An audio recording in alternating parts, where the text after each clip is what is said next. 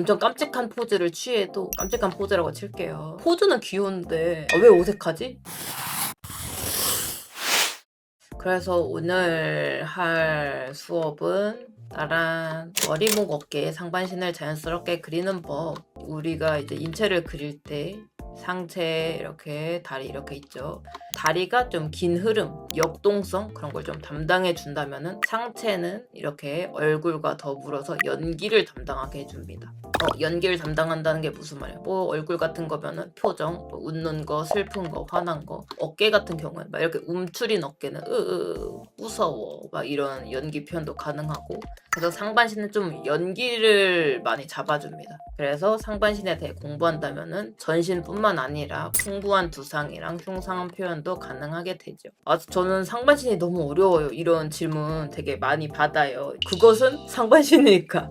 상반신이니까 어려운 게 당연하다. 왜 어려운지 알려줄게요. 그려야 하는 관절이 굉장히 많기 때문이에요. 관절이라는 거는 꼭 이제 가동 범위를 말하는 거잖아요. 이 팔 하나만 뿅 이렇게 움직인다고 끝나는 게 아니라 이런 승모근도 같이 따라오기도 하고 이제 팔이 또 이렇게 뒤로 앞으로 막 이제 차렷도 되고 위로도 되고 이렇게 360도 돌아갈 수도 있죠. 이런 가동 범위. 머리, 목, 승모 라인, 흉곽, 어깨 너비나 이런 팔 동작을 신경 쓰지 않으면 금세 어색해져요. 근데 하반신 같은 경우는 물론 이제 허리도 있고 뭐도 있고 하지만 다리, 무릎, 종아리, 발 있다고 쳤을 때 확실히 여기보다는 조금 더 단순한 구조를 가지고 있고 종아리 같은 경우는 앞뒤로밖에 움직이지 않죠. 발 같은 것도 발목도 이렇게 막 360도 움직일 수 없잖아. 상반신이 정말 가동 범위도 넓고요. 서로 이어져 있는 것도 굉장히 많기 때문에 어려운 것은 당연합니다. 상반신은 좀 오랫동안 공부를 많이 해주셔야 됩니다.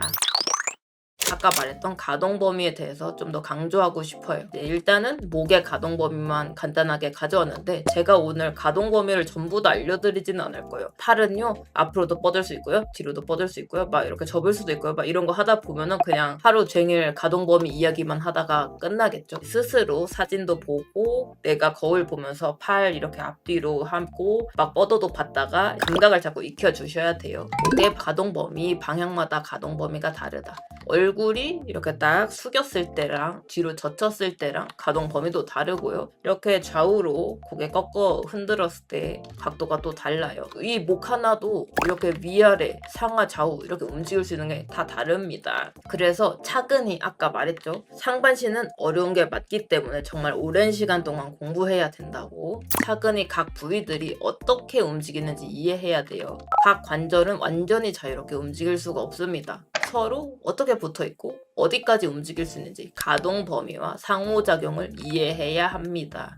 아까 상호작용은 제가 이야기 살짝 했었죠? 팔 들어 올렸을 때 팔만 띡 올라가는 게 아니라 어깨도 같이 올라가고 승모근도 같이 올라가게 됩니다. 무게중심이 기울어지기도 하고요. 이런 상호작용. 얘만 움직이면 끝이 아니야.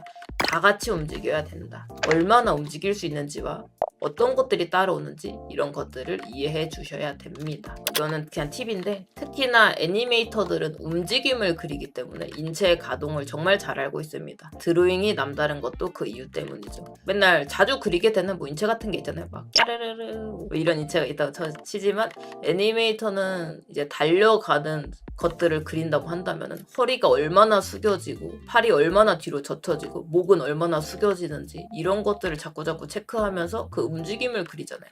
그렇기 때문에 애니메이터 분들이 드로잉이 정말 좋죠. 그래서 나 가동 범위를 진짜 잘 알고 싶어, 정말 자연스러운 움직임을 그리고 싶어 한다면 애니메이션 공부해보는 것도 도움이 많이 될 것 같습니다. 목의 가동 그리고 그에 따른 승모랑 어깨 변화에 대해서 이야기를 해줄 겁니다. 안녕하세요. 저는 승모근이에요. 승모근 정확하게 모르실 수 있으니까 짚고 넘어갑시다. 뭐 이런 인체가 있을 때 지금 제가 초록색으로 표현해줬죠. 이렇게 앞에까지 내려와 있어요. 자, 이 사진이 좀 더 정확하겠죠? 제가 그린 것보다. 목의 뒤부터 이렇게 내려와서 등 여기까지 붙고 견갑골 여기까지도 붙어있고 옆모습을 보면은 이렇게 목의 이 아랫부분을 감싸면서 내려오죠. 그래서 목의 뒤부터 나와서 목의 아랫부분을 감싸주는 형태입니다. 그렇기 때문에 목의 아랫라인부터 어깨까지의 라인을 담당해주게 되죠. 여기다 이렇게 목 하나 있고 이렇게 쇄골 있고 어깨 있으면은 여기 이 라인은 그냥 이렇게 뾰족 이렇게 됐겠죠. 이렇게 부드러운 채워주는 라인이 승모근 라인입니다. 그래서 승모근 라인이 어떤 역할을 하는지도 알고 가면 좋겠죠. 따다단. 승모근의 소선 면적을 줄이면 목이 길어 보이고 어깨 라인이 시원해져요. 이런 근육맨 많이 봤죠. 근육맨 분들 이제 승모근 엄청 단단하게 올라오죠. 그렇기 때문에 어떻게 돼요? 얼굴이랑 어깨 위 사이에 간격이 좁게 느껴져요. 산 같은 모양이 되죠. 단단해 보여. 우직하고 여자 연예인들, 뭐 아이돌 같은 경우를 보면은 승모근을 완전 없애놨어요. 스트레칭, 뭐 트레이닝, 뭐 이것저것 방법을 써서 목이 정말 길어 보이는 효과가 있죠. 애니메이션으로 같이 보면은 좀 좋겠죠. 여러분들이 좋아하는 킬라킬입니다. 자, 제가 미소녀 모에 가르칠 때도 많이 강조하는 부분이에요. 승모근을 거의 표현하지 않는 걸 볼 수 있습니다. 어머, 승모근이 없어요. 어머, 여기도 없어요. 아니메 데포르메 미소녀는 얼굴이 크고 목이 얇기 때문에 승모근을 표현하면 어색해져요. 얼굴 짱 커. 근데 목도 두껍고 승모근도 이러면은 애니메이션 데포르메가 덜 나오게 되겠죠. 목은 얇고 이제 승모근을 줄임으로써 이런 식으로 표현을 많이 해줍니다. 그리고 애니메이션에서는 승모근에 집중하기보다는 팔 동작에 많이 집중을 해주는데요. 어깨 모양을 집중해서 보면은 재미있는 정보도 또 얻을 수 있습니다. 팔 동작을 과장시켜서 어깨의 높낮이로 인체 흐름을 매력적으로 표현해주고 있어요. 지금 딱 요게 좀 대표적인 이런 식으로 어깨를 슉 올려서 흐름이 생겨버렸잖아요. 이렇게 귀엽죠? 그래서 이런 것도 승모근과 어깨의 표현 방법입니다. 이렇게 딱 어깨를 올리면 얘가 뭔가 동작하려고 하는, 움직이려고 하는 활기 이런 게 좀 더 느껴지죠.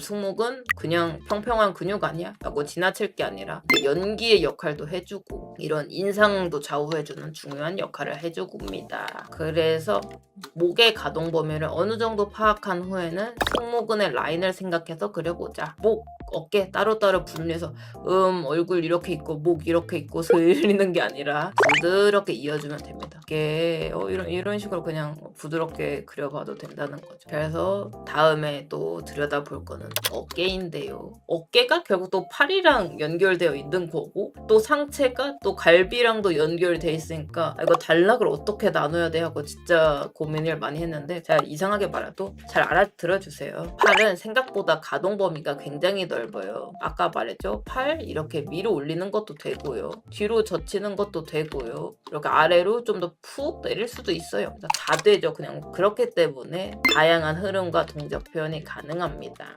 어깨가 만드는 다양한 실루엣. 자, 이렇게 팔을 무릎에다가 걸쳤어. 그랬더니 이렇게 승모근, 어깨, 이렇게 팔 이런 식으로 라인이 독특하게 생겼죠.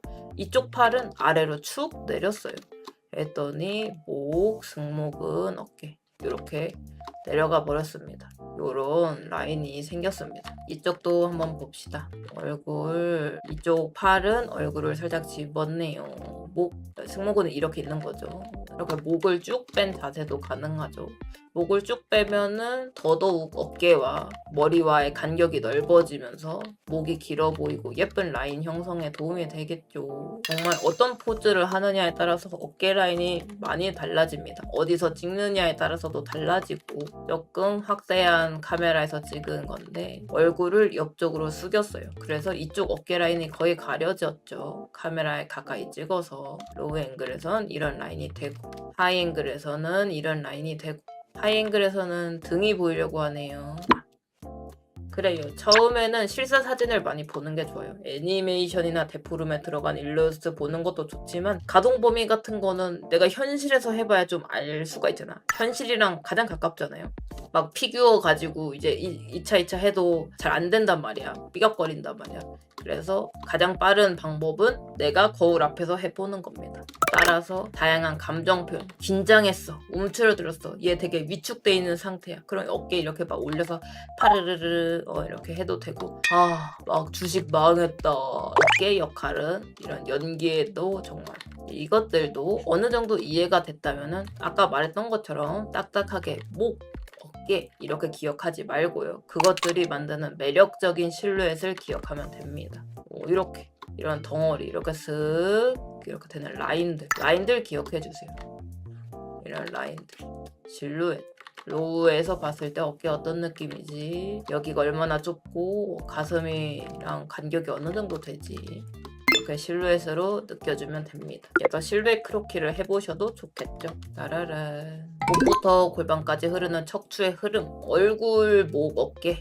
이렇게 그리고 끝. 이렇게 하기가 어려운 게 척추라는 거는 머리부터 이렇게 골반까지 흐름을 담당해주기 때문에 어느 정도 하반신이 어떻게 하고 있을까 같이 고려해주는 것도 자연스러운 인체를 해줄 수 있겠죠. 제가 오늘은 그냥 상반신 위주로 강의를 하지만 여러분들이 공부할 때는 이렇게 척추를 많이 의식해주는 게 좋아요. 하체까지 어떻게 되어 있을까? 그 차렷 자세가 되게 어색하잖아요. 딱 정확하게 정면을 보는 자세가 어색한 이유는 정비례, 비대칭이 아닌 딱 대칭을 이렇게 하면은 뭔가 뻣뻣해지고 재미없고 좀 안정적인 느낌은 들지만 노잼이 되기 마련입니다. 그렇기 때문에 머리부터 다리까지 부드럽게 흐름을 만들어주면 더더욱 인체가 좋아져요. 머리, 목, 골반 끝까지 다양한 곡선을 만들어보고 그려보면 좋습니다. 조금 추천하는 연습법이 있다면은 그렇게 공부하시는 분들 있어요. 그냥 이렇게 머리 이렇게 두고 이렇게 막 척수를 막 맘대로 그려. 그 다음에 그거에 짜맞춰서 자기가 그려보는 거예요. 전 안 해봤는데요. 이런 느낌이라나요? 어렵네요. 저도 나중에 해봐야겠어. 정확하게 그려지긴 어려울 것 같고 흐름이라던가 인체 외곽 라인에 신경을 쓰게 될 것 같네요. 저는 어떻게 공부했냐면요. 재밌어 보이는 포즈라던가 역동적인 포즈, 여러분들이 좋아하는 조조석이 같은 거 그런 거 보고 제스처만 따라 그리고 막 그랬어. 머리부터 목이랑 척수가 어떤 흐름으로 내려오고 있는지 이런 걸 많이 파악하는 연습을 했습니다. 그래서 그렇게 사진 보고 분석해도 되고 이런 식으로 프리드로잉을 하셔도 될 것 같습니다. 그 다음은 상체를 조금 더 입체적으로 그리고 싶다면 입체에 대한 이야기는 제가 자주 했었죠. 그래서 입체라는 거는 결국 원근이다. 멀고 가까운 것을 표현하면은 상태가 입체적으로 보이게 되겠죠. 이제 입체를 그리기 위해서는 내가 그리려는 게 어떠한 입체적인 구조를 가지고 있는지도 아는 게 중요한데요. 이제 팔 같은 경우 많은 사람들이 원기둥으로 표현하잖아요. 그게 또 편하기도 하고 지금 이 사람이 이렇게 팔을 이렇게 위로 하고 있고 이쪽은 이 앞쪽으로 뻗고 있어요. 그렇기 때문에 이런 팔의 방향성이 달라졌고요. 그거에 따라서 이런 어깨 라인, 승모 라인 이런 게 달라졌습니다. 팔이 어디를 뻗고 있느냐에 따라서 우리가 그려야 하는 원기둥이 달라진다는 것도 같이 이해해 주시면 좋을 것 같습니다. 추천하는 연습 방법은 사진 같은 거에다가 저는 트레이싱을 참 많이 하는데요. 뭐 이런 자료가 있다고 쳐봅시다. 제가 이거 위에 이렇게 한 것처럼 그려보세요. 어느 정도 익숙해진다면 트레이싱이 아니라 크로키 한 거 위에다가 그리셔도 됩니다. 이런 등고선 같은 거를 자꾸 그려보는 거예요. 뭐 이런 절단면, 반대편을 그려주시는 것도 아주 좋고요. 여기는 거의 카메라를 바라보고 있으니까 완전 이런 원 상태로 나타나죠. 거의 원에 가까운 형태. 엄청 정확하진 않아도 됩니다. 엄청 정확하기는 힘들어서. 이렇게 등고선을 그었을 때 입체처럼 보이면 좋아요. 느낌은 좀 나오면 됩니다. 이렇게 그리면은 입체 감각이 늘어나죠. 내가 지금 이거를 평면적으로 바라보는 게 아니라 뒤에 있는 면까지 어떻게 생겼을지 추측하는 거잖아요. 어느 정도 여러분들 좀 터득했어. 어떤 덩어리를 띄는지 대충 알겠어. 그렇다면은 이제 원근을 설정합니다. 같은 거긴 하죠. 상반신, 어깨를 그리기 전에 원근을 제대로 설정을 해주세요. 어깨 그릴 때 그렇게 그냥 이렇게 정면 이렇게 하지 말고 어디가 카메라에 가까울 거고 어디가 멀 건지 여기가 가깝고 여기가 멉니다. 그럼 어떻게 돼요? 가까운 거는 크게 보입니다. 먼 거는 좁게 보여요. 그래서 축소가 되고 확대가 됩니다. 그래서 어깨가 조금 어색하게 나오시는 분들 중에 여기를 똑같은 비율로 그리시는 분들이 좀 많았어요. 여기가 축소가 돼서 작게 보여야 되는데 여기랑 똑같은 비율로 이렇게 그리면은 상당히 이제 평면적이게 되고 입체감이 좀 덜 느껴지게 됩니다. 이것도 좀 습관일 수 있으니까 한번 자신의 어깨를 점검해 보시는 것도 좋아요. 혹은 그런 것도 괜찮아요. 이거는 저도 옛날에 어렸을 때 피드백을 받았던 부분인데 로우앵글이든 반측면을 그린다고 쳤을 때 이렇게 가슴이라던가 이런 부위 때문에 어깨가 가려져야 된단 말이죠. 그래야 중첩 각장 가까워서 다 드러나는 형태인 이쪽 앞쪽 어깨 그 다음에 가슴 있고 그 다음에 반대편 팔이 있는 거죠. 근데 저도 습관 때문에 자꾸 여기를 다 그리려 했어. 이 부분 엄청나게 축약돼도 그렇게 어색하진 않거든요. 정말 조금 보이거나 아예 안 보여도 그렇게 상관없거든요. 근데 습관적으로 자꾸 어깨는 보여야 하니까, 팔은 존재하니까 이러고 여길 자꾸 꿋꿋하게 그렸어. 그래서 피드백 해주시는 분이 여기 그냥 안 그리셔도 될 듯요 하고 이제 깎아주시니까 너무 좋은 거야. 결국 이런 입체감을 표현하려면은 가리는 게 중요하니까 안 그려도 되는구나 하고 깨달음을 얻었죠. 이런 멀어지는 부분을 반드시 그리지 않아도 된다. 오히려 안 그리는 게 매력적일 수도 있다는 거 이해해 주시면 좋습니다. 그리고 이제 방향과 기울기를 표현하는 건데요. 아까 이런 너무 대칭이고 흐름 없어서 재미없다고 했습니다. 그래서 기울기 같은 경우는 자 로우 앵글 어깨가 됐죠. 그러니까 어깨가 얘가 지금 어떠한 동작을 하고 있지 않은데 자연스럽게 이런 기울기가 생겼어요. 그래서 로우 앵글 캐릭터들은 크게 손동작을 하지 않아도 자연스러운 이런 콘트라포스가 형성되기 때문에 크게 어색하지 않습니다. 로우 앵글의 장점이죠. 하이 앵글도 마찬가지고요. 이런 식으로 로우 앵글, 하이 앵글이 들어가도 여기도 이렇게 자연스럽게 기울기가 생겨버리죠. 카메라가 위에서 찍어버렸으니까. 이 방향을 말하는 거는 팔 방향. 예를 들어 달리기를 해. 달리기 하면은 이제 팔 방향에 따라서 팔 내가 앞으로 뻗어. 그러면은 이런 식으로 기울여지죠. 이해가 안 된다면은 팔을 한번 그냥 싹 자연스럽게 뻗는 게 아니라 확 뻗어봐요. 하지마 이런 것처럼 몸이 이렇게 틀어집니다. 액션, 연기 하고 싶다라고 한다면은 애초에 인체 도형 그릴 때 이렇게 그리잖아요. 처음에는 이렇게 막 못 그리고 이렇게 그리면은 딱딱하게 나올 수 있다. 그래서 좀 더 동작을 신경을 쓰면서 이렇게 좀 더 부드럽게 앞으로 뻗을 거니까 얘가 좀 더 막 이렇게 틀어지겠네. 얘가 앞으로 나올 거야. 얘는 뒤로 갈 거야. 몸이라는 게 직사각형, 육면체 이런 게 아니다 보니까 팔 앞으로 뻗으면은 이렇게 가슴도 앞쪽으로 막 나오게 되죠. 가슴이 펴지고. 그래서 처음에는 네모로 그리고 나중에는 다들 이런 갈비뼈 형태를 그리시죠. 여기 목 이렇게 꽂아주고 척추 이렇게 내려주고 여기 이렇게 골반. 근데 정확한 인체 도형 같은 건 없고요. 내가 그리기 편한 도형만 있으면 됩니다. 까르르. 뭔가 한꺼번에 말해버렸는데 다시 정리해주자면은 팔의 방향에 따라서 같이 회전하는 것을 하는 거랑 로우 앵글이라던가 하이 앵글이라던가를 이용해서 이런 어깨의 기울기 같은 걸로 최대한 이렇게 직각 평면 이런 느낌은 좀 지워주시는 게 좋고요. 어떠한 사람을 그렸을 때 뭔가 뻣뻣해 보여. 그럴 때 가장 많이 발생하는 실수가 그거거든요. 얼굴의 방향이라던가 상체의 방향이랑 하체의 방향이랑 전부 다 똑같이 그리는 경우가 있어요. 이거는 차렷이라서 그렇게 티가 나는 건데 엄청 깜찍한 포즈를 취해도 깜찍한 포즈라고 칠게요. 이렇게 하나의 방향을 전부 다 똑같이 바라보고 있으면은 되게 어색해져요. 뭔가 포즈는 귀여운데 왜 어색하지? 이것도 다 똑같은 방향을 바라봐서 너무 인체가 균형이 잡혀버린 거죠. 조금 비대칭이어야 인체는 어차피 비대칭이고 우리 얼굴도 다 비대칭이고 비대칭이 좀 더 매력적입니다. 그 다음에 아까 말한 팔 뻗으면 허리 숙여지고 승모근 딸려오고 얼굴 막 목 기울여지고 이런 상호작용들도 다 같이 고려해 주시면 됩니다. 또 공부하면 좋은 거를 정리하면서 마무리한다면은 운동선수나 춤 동작을 그리면서 다양한 동작과 실루엣을 외우면서 가동 범위를 느끼면 좋아요.